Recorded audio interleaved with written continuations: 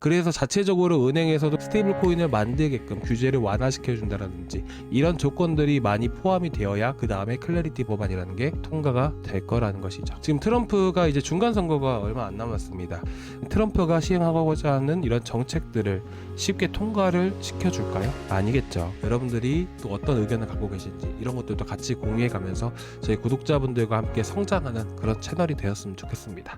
여러분들도 잘 알고 계시는 비트마인의 회장 이 톰리가 이더리움이 V자 형태로 이렇게 회복을 해줄 수 있다라고 이렇게 인터뷰를 했습니다. 이 V자 형태라고 하게 된다라면 이런 식으로 바닥을 여러 차례 테스트를 하고 나서 이런 상승 추세로 연결된다라는 이런 의미보다는 오히려 외바닥 형태를 띄게 되고 강세를 보이다가 조정이 나온다 하더라도 외바닥 형태를 띄게 되면서 V자 형태로 올라갈 수 있다라는 것을 의미하게 되는 겁니다. 그래서 이더리움 같은 경우도 보시다시피 자 이렇게 외바닥 찍고 나서 조정 보이더라도 지지해주고 V자 반등 형태를 보인다라는 것. 결국에는 이더리움도 마찬가지로 어떻나요? 외바닥 찍고 지지해주고 이런 식으로 형태를 띄게 되면서 올라갈 수 있다라는 것인데 저는 어느 정도 이런 형태를 띄기보다는 바닥을 여러 차례 테스트를 하는 게 좀 더 안정적이지 않을까, 그리고 바닥 테스트할 가능성이 좀 더 높지 않을까라는 생각이 들게 돼요. 근데 어쨌든 공감하는 부분들은 충분히 이슈라는 게 동반이 되었을 때 그때는 좀 더 이더리움이라든지 전체 암호화폐 시장 이 산업 전체에 대한 이런 투심 자체가 회복되어 줄 수 있는 이런 강한 이슈라는 게 불어오게 되었을 때는 충분히 강세를 보일 수 있을 가능성에 대한 부분들을 배제할 수 없다라고 생각을 해요. 이게 무슨 말이냐? 현재로서 이런 상승 모멘텀 자체가 없는 게 아닙니다. 그렇기 때문에 충분히 가능성 또한 있다라고 여러분들께 말씀을 드리는 거예요. 자, 이게 무슨 말이냐 하게 되냐면 이 V자 형태가 나오기 위한 조건이라는 게 있어요. 시장에 매수하고 있는 매수 대기 자금이 넘쳐 흘러야 됩니다. 시장이 그만큼 강세를 보일 수 있을 만큼 강세를 보이기 위해서는 결국 시장에 돈이라는 게 유입이 되어야 이렇게 강세를 보일 수 있을 거 아니에요. 그렇죠? 그래서 돈이 매수 대기 자금이라는 게 늘어나야 되고요. 첫 번째 조건입니다. 그리고 두 번째로는 뭐냐면 그만큼 그렇게 강하게 돈이 유입이 될 만한 그런 이슈라는 게 분명히 동반이 되어야 돼요. 그래서 오늘은 이 두 가지를 살펴보게 되면서 이더리움에 대한 흐름들을 같이 분석을 해볼 건데요. 여러분들은 어떻게 생각을 하고 계시는지 같이 의견도 댓글에다가 공유해 주시면 너무나도 감사드리도록 하겠습니다. 자, 그럼 오늘 본론부터 바로 말씀을 드릴 건데요. 자, 우리가 첫 번째로 알아봐야 되는 게 뭐라고 했죠? 바로 매수 대기 자금이에요. 이 매수 대기 자금을 우리가 살펴보기 위해서는 바로 우리가 이 지표를 살펴보면 되는 겁니다. 이 지표 말고도 다른 것도 같이 보여드릴 거예요. 자, 보시게 되시면 비트코인이라고 나와 있는데 비트코인 스테이블 코인 서플라이 레이트, 자, 스테이블 코인 공급량 비율을 나타내는 겁니다. 그래서 이 초록 색깔이 보이실 거예요. 이 초록 색깔은 양수 영역이라고 얘기를 하는 것인데 SSR이 양수 영역에 진입을 했다라는 것은 스테이블 코인이 많이 부족하다라는 의미예요. 매수 여력이 많이 줄어들고 있다. 과열 상태에 이르렀다라는 것이죠.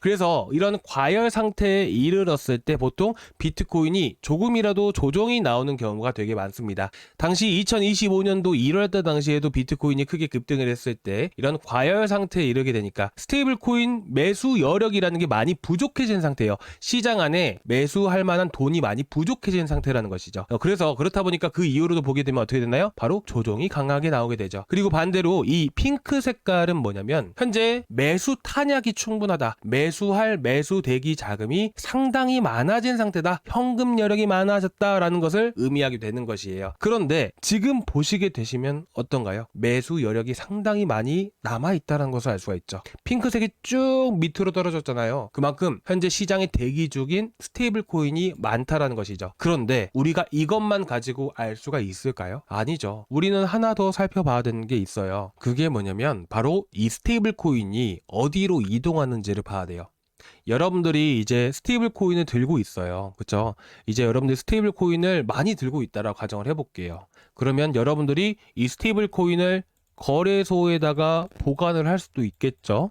근데 이제 스테이블 코인 들고만 있는다고 해서 돈이 나오는 것은 또 아니잖아요. 그렇다 보니까 디파이에 많이 쓰이기도 해요. 쉽게 말해서 스테이블 코인을 예치를 해두게 되고 그 예치를 해놓은 것을 누군가 빌려가게 된다라고 했을 때 P2P 시스템을 이용을 하게 되면 우리가 들고 있는 것만으로도, 예를 들어서 여러분들이 현금을 빗썸이나 업비트에다 넣어두시면 어떻게 되나요? 여기서 현금 들고 있는 만큼 이자 나오는 거 알고 계시죠? 돈이 조금씩 많이 쌓이잖아요. 그러니까 이렇게 쓰이는 분들도 분명히 계신단 말이에요.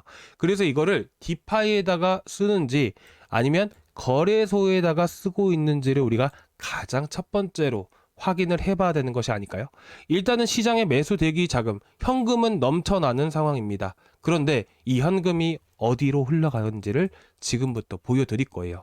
자, 보시게 되시면 YTD라고 되어 있잖아요. 2026년도 1월 1일부터 2월 12일까지 현재 이 스테이블 코인 공급량의 변화, 스테이블 코인이 어디로 흘러가고 있는지를 나타내는 겁니다.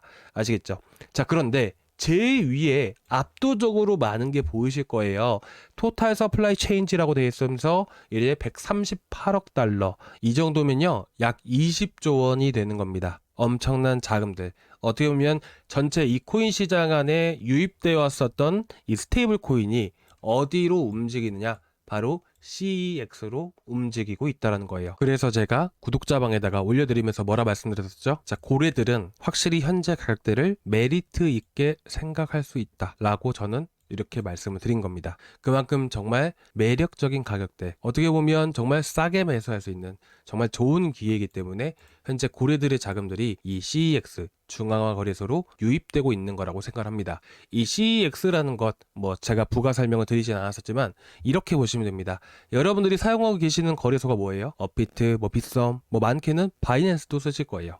이런 거래소를 중앙화 거래소 CEX라고 얘기를 하는 겁니다. 그래서 우리가 첫 번째로 확인을 했던 게 뭐라고 말씀드렸었죠? 매수 대기 자금들. 매수 여력이라는 게 충분히 있어야 되고 시장 안에 자금이 유입이 되어야지만 이렇게 이슈가 나왔을 때 투심이 회복되면서 강세를 보일 수 있다라고 말씀을 드린 거예요. 근데 지금 스테이블 코인, 이 현금들이 어디로 이동하고 있죠? 가만히 시장 밖으로 빠져나가나요? 아닙니다. 직접 여러분들이 눈으로 확인하셨다시피 거래소로 유입이 되고 있다는 거예요. 매수 대기 자금은 넘쳐난다는 것이죠. 자, 그러면 우리가 여기서 봤을 때 과연 현재 위치에서 어떻게 또 어떤 이슈가 나와줘야지만 이렇게 강세를 보일 수가 있을까요? 그 이슈를 저는 이 클래리티 법안이라고 생각을 합니다. 물론 앞서서 리스크라는 게 분명히 있기 때문에 인플레이션, 물가에 대한 부분들도 같이 살펴봐야겠지만 제가 이거는 마지막 시간에 말씀을 드릴게요. 당연히 이 인플레이션 CPI도 이제 내일이 발표를 하게 되는 것인데 여러분들도 아시겠지만 이 매크로 지표 안에서도 이 코인 시장에 영향을 가장 많이 미치는 이 소비 지표와 관련된 부분들, 물가 지표에 관련된 부분들이죠. 그래서 이거는 제가 제일 마지막 시간에 말씀을 드릴 거니까 오늘 영상도 끝까지 시청해 주시기 바라고요. 자, 여러분들이 지금까지 딱 보셨을 때 어떤 느낌이 드시나요? 좀 설명이 어렵긴 하지만서도 최대한 저는 여러분들께 또 정확한 정보, 좋은 정보 많이 드리려고 노력 많이 하고 있습니다. 조금이라도 좀이라도 도움이 된다, 도움이 조금이라도 되네 라고 생각을 하시는 분들, 도움이 조금이라도 되신 분들은 구독과 좋아요 한 번씩 부탁드려도 될까요? 자, 구독과 좋아요, 이렇게 전체 알람 설정까지 꼭 부탁드리도록 하겠습니다. 그리고 지금 여러분들이 걱정되시는 코인들 하나씩 있으실 거라고 생각을 해요. 그래서 제가 좀 이따가 보여드리겠지만, 자, 이런 이더리움뿐만 아니라 다른 지표들도 다 있어요. 알트코인 다 볼 수가 있거든요. 그래가지고 걱정되시는 거 있으시면 제가 최대한 여러분들이 조금이라도 보탬이 되실 수 있게, 이 시장 잘 이겨나가실 수 있게 이런 분석들도 같이 올려드리고 있으니까 궁금하신 거 있으시면 언제든지 말씀을 해주시고, 그리고 지금 시장 안에 자금 유입된다라고 있잖아요. 어떻게 보면 이더리움이라든지 비트코인이라든지 이런 거 급락하게 되면 어떻게 돼요? 예전 시장이었으면 이렇게 알트코인들이 올라오지도 않아요. 근데 그나마 시장 안에 자금이 들어오고 있기 때문에 알트코인들이 이슈가 있는 것들이 크게 급등하는 경우가 지금 많이 매번 이렇게 반복돼서 생기고 있는 거예요. 그래서 예전과는 다른 시장이 만들어지고 있다라고 보시면 되실 것 같아요. 그래서 제가 이런 시기에 또 이슈가 있는 것들, 얼마 전 같은 경우에는 여러분들도 아시겠지만 레이어 제로가 메인넷 이슈 있었던 거 기억나시나요? 이거 최근에 40% 넘게 급등했을 때 메인넷 이슈 때문에 크게 올라간 거예요. 그래가지고 이런 이슈들은 제가 이렇게 또 정리해서 올려드리고 있기 때문에 레이어 제로를 제가 이슈가 언제 나왔냐면 이때 파란 색깔일 때, 파란 색깔 운봉일 때 나왔었습니다. 그래서 다음날 제가 아침에 확인하고 나서 이렇게 드린 거예요. 그래서 혹여나 지금 단타 하시는데 어려움을 겪고 계시거나 어떤 거를 봐야 될지 어려우시다고 하시면 제가 이렇게 같이 여러분들이 참고하시면서 수익 보실 수 있게끔 단타도 나가고 있으니까 참고해 보시면 도움 많이 되실 참고해 보시면 도움 많이 되실 거예요. 그래서 제가 단타 하시는데도 이렇게 보시면 비트코인, 알트코인 호재 일정 리스트들 같이 공유해 드리고 있잖아요. 그리고 저희 코인아빠의 시장경제 사이트 있는 거 알고 계시나요? 구독자분들을 위해서 제가 이렇게 일정들을 같이 또 공유를 해드리고 있어요. 거기에 올라온 사이트의 글을 여기 구독자방에도 같이 올려드리고 있고요. 여러분 최대한 이번 시장에서도 어쨌든 잘 버티시고 또 힘내셨으면 좋겠어서 이렇게 운영을 하고 있는 거니까 한번 참고해 보시기 바라고요. 자, 그리고 이제 추천 나가는 것들도 같이 268만원, 270만원대 한번 나갔었잖아요. 그렇죠? 그래서 지금 구독자방 같은 경우에는 위에 보시게 되시면 고정 댓글란에 여기 링크 있잖아요. 이 링크 타고 들어오시면 되시고요. 이 링크 클릭을 하시면 이 페이지가 나오게 돼요. 여기서 실시간 소통방 입장 눌러주시고 제출 버튼까지 눌러주시면 됩니다. 그러면 제가 이제 아침에 보통 단타 나가고 있어가지고 이렇게 아침에 여러분들 다 참여하실 수 있게끔 8시 이전에 8시에서 8시 반 사이에 나가거든요, 단타는. 그래서 그 전에 다 이렇게 전달을 드리고 있어요. 그러니까 아침에 조금 바쁘시더라도 여러분들 문자 확인 한 번씩만 좀 부탁드리도록 하겠습니다. 아시겠죠? 자, 일단은 그래서 지금 뭐 구독자방에서 궁금하신 것들 걱정되신 거 있으시면 말씀을 해주시면 되시고, 자, 이어서 말씀을 드리면 이런 식으로 V자 반등이 보여주게 되려면 시장에 매수 대기 자금이 많이 있어야 된다. 두 번째로는 뭐냐면 현재 시장 안을 이렇게 돈이 크게 유입이 될 수 있을 만한 그런 이슈라는 게, 호재라는 게 필요하다라는 거예요. 그 호재는 저는 이 클래리티 법안이라고 생각을 합니다. 이게 언젠가는 분명히 통과될 수 있는 법안이라고 생각을 하지만 계속 작년부터 미뤄져 왔던 법안이에요. 이 시장을 이끌었던 것들, 이더리움을 지난 4월달, 7월달부터 해가지고 크게 급등을 시켰던 이유가 지니어스 법안과 클래리티 법안이었어요. 근데 올해 안에 이 클래리티 법안을 통과시킨다라고 했었었는데 여러분들도 아시겠지만 통과를 시켰나요? 통과라는 게 됐습니다. 근데 그 이후에 큰 틀은 만들어졌던 거예요. 근데 세부적인 부분들 통과시켜야 될 게 너무나도 많아요. 근데 그 세부적인 것들을 통과시켰나요? 아니에요. 셧다운 때문에 미뤄졌었죠. 이번에 또 1월 달에 미뤄졌었죠. 그렇다 보니까 악재가 연달아 있다 보니까 하락세가 나오고 있던 거고 지금 역시나 계속 미뤄져 있는 상태입니다. 근데 어찌됐든 이 시장을 이끌 만한 호재는 결국 클래리티 법안밖에 없다라고 생각해요. 물론 지니어스 법안도 같이 있게 되지만 이 클래리티 법안이 먼저 우선적으로 중요한 이유는 뭐냐면 바로 이 코인의 쓰임새, 이 코인이 유용성이 있어야 됩니다. 그 유용성을 결정하는 게 바로 클래리티 법안이다 라고 보시면 됩니다. 여러분들도 잘 알고 계시죠? 이 클래리티 법안이라는 게 뭐예요? 그냥 모범적으로 기사에 나왔던 그런 내용들 그대로 보게 되면 관할 권한이 SEC냐 CFTC냐로 나뉘어지게 되는 것인데, 제가 여러분들께 암호화폐라는 것을 뭐라고 말씀드렸나요? 바로 화폐, 돈의 개념이라고 여러분들께 말씀을 드렸었죠. 자, 여러분들, 달러가 증권인가요? 아니면 상품인가요? 증권이 아니죠. 상품입니다. 화폐라는 것으로 분류되기 위해서는 CFTC로 넘어가야 돼요. 만약에 CFTC로 넘어가지 않게 된다라면 화폐 개념으로 볼 수가 없다라는 거예요. 여러분들이 그래서 어떻게 봐야 되는 거냐면 이제 리플, 그죠? 대부분 리플을 되게 많이 좋아하십니다. 그리고 비트코인, 그리고 이더리움. 주식을 하다 넘어오신 분들은 어떻게 생각을 하냐? 리플이라는 회사, 비트코인이라는 회사, 이더리움이라는 회사로 보게 됩니다. 회사로 보고 회사로 생각을 하신다라는 거예요. 근데 이게 맞는 걸까요? 자, 회사로 보게 된다면 리플이라는 것을 주식으로 봐야 되는 거예요. 비트코인도 주식, 이더리움도 주식으로 봐야 된다라는 것이죠.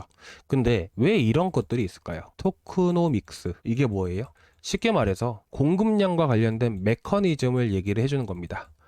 앞으로 이 코인을 발행을 하는 데 있어서, 이 돈을 푸는 데 있어서 어떤 식으로 공급을 해 나갔는지, 어떤 식으로 소각을 시켜 나가는 것인지, 이런 메커니즘을 만들어내는 거예요. 이게 만약에 주식이라면 토크노믹스라는 말 자체가 없다라는 것이죠. 주식을 발행을 한다, 이런 식으로 얘기가 나올 거 아닙니까? 그렇죠?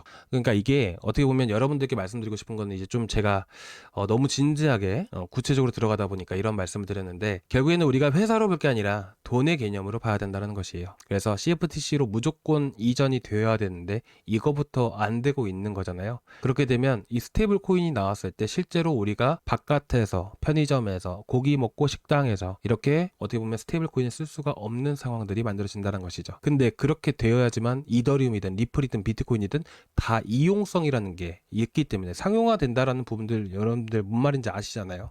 이런 것들이 우리가 실제로 밖에서 써야 의미가 있는 거예요. 자, 예를 들면 여러분들이 달러를 들고 있어요. 달러를 쓸 데가 없다. 전 세계적으로 달러를 쓸 만한 이유라는 게 없다라면 이 달러의 가치가 올라갈 수 있을까요? 아니요. 달러의 가치는 바닥을 치고 떨어질 겁니다. 자, 우리가 이제 신흥국들을 제외하고 개도국 그 이하로 넘어가게 된다면 여러분들 이제 뭐 예를 들어서 갑자기 기억이 안 나긴 하는데 어느 나라에서 인플레이션이 뭐 1000% 늘어났다. 아르헨티나 같은 경우는 인플레이션이 어마어마하죠. 그게 왜 그래요? 수요 자체가 없기 때문이에요. 수요가 자체가 없기 때문에 가치가 떨어지게 되고 그렇다 보니까 물가 자체가 올라가게 되는 개념인 것이거든요. 그렇잖아요. 그렇다 보니까 마찬가지로 이게 아무 의미 없는 돈이 될 게 아니라 가지고만 있으면 가치가 폭락을 하고 손실이 어마어마한데 누가 들고 있겠어요? 그런 돈들을. 그죠? 마찬가지입니다. 이더리움이 비트코인이 어떠한 코인이 올라가기 위해서는 쓰임새가 있어야 된다는 거예요. 그의 첫 번째 단계가 바로 클래리티 법안이다라는 것이죠. 아시겠죠? 이런 식으로 보시면 돼요. SEC로 넘어가고 CFTC로 넘어가고 이게 뭐가 중요하나요? 중요하죠. 근데 우리가 쉽게 이해하기 위해서는 이렇게 여러분들이 보시면 된다라는 것이에요. 아시겠죠? 근데 이 클래리티 법안이 계속 연기가 되고 있잖아요. 결국에는 합의라는 게 필요로 하게 될 거예요. 클래리티 법안이 지금 당장에서 현재 상황 안에서 통과되기는 조금 어렵다라고 생각해요. 시간이 조금 걸릴 거라고 생각합니다. 그렇다 보니까 저는 외바닥보다는 바닥 테스트가 분명히 나올 수밖에 없다라고 보는 것이고 그래서 제가 여러분들께 조금 기다리자라고 말씀을 드리는 겁니다. 왜 그렇게 좀 이어질 수밖에 없냐면 대략적으로 봤을 때 200조에서 700조 사이에 된 돈들이 은행에 예치되어 있는데 은행에 있는 예치된 돈들이 이탈을 하게 될 수밖에 없어요. 스테이블 코인 이율은 4%가 넘어간다라고 해봤을 때 은행에서 주는 이율은 2%대밖에 안 준대요. 그러면 은행에다가 누가 예치를 해놔요? 스테이블 코인 사기만 해도 4%를 주는데 그럼 은행권에서 반발을 할 수밖에 없겠죠. 어떻게 보면 클래리티 법안이라는 게 결국에는 코인 위주로 만들어진 법안이에요. 결국에는 은행과 이 코인 간의 싸움인 것인데 이게 정리가 되지 않는다면 해결이 되지 않을 거예요. 그래서 자체적으로 은행에서도 클래리티 법안에 따라서 스테이블 코인을 만들게끔 편하게 만들 수 있게끔 규제를 완화시켜 준다라든지 이런 조건들이 많이 포함이 되어야 그 다음에 클래리티 법안이라는 게 통과가 될 거라는 것이죠. 그래서 결국에는 언젠가는 통과될 수 있을 거라고 저는 생각을 하고 있지만 시간이 조금 걸릴 수는 있다라고 보는 겁니다. 그리고 제가 이전에도 말씀드렸다시피 정치적인 것들이 상당히 많이 포함되어 있다라고 말씀을 드린 거 기억나시죠? 지금 트럼프가 이제 중간 선거가 얼마 안 남았습니다. 그런 와중에 어떻게 보면 민주당 쪽에서도 어떻게 보면 트럼프가 시행하고자 하는 이런 정책들을 쉽게 통과를 시켜줄까요? 아니겠죠. 그래서 우리가 이런 것들을 다 하나씩 생각해보고 얘기를 하는 거예요. 그래서 어쨌든 여러분들이 여기까지 보셨을 때 어떤 생각이 드시나요? 여러분들의 의견도 같이 한번 남겨주시면 좋으실 것 같고요. 저희 채널 앞으로 더 성장할 수 있고 여러분들과 의견 공유하면서 저도 100% 모든 거를 다 완벽하게 하는 사람은 절대로 아니잖아요. 저도 많이 부족하다라고 생각을 해서 저도 공부를 매일매일 하고 있는 편입니다. 뉴스도 매일매일 체크하고 보고 있고요.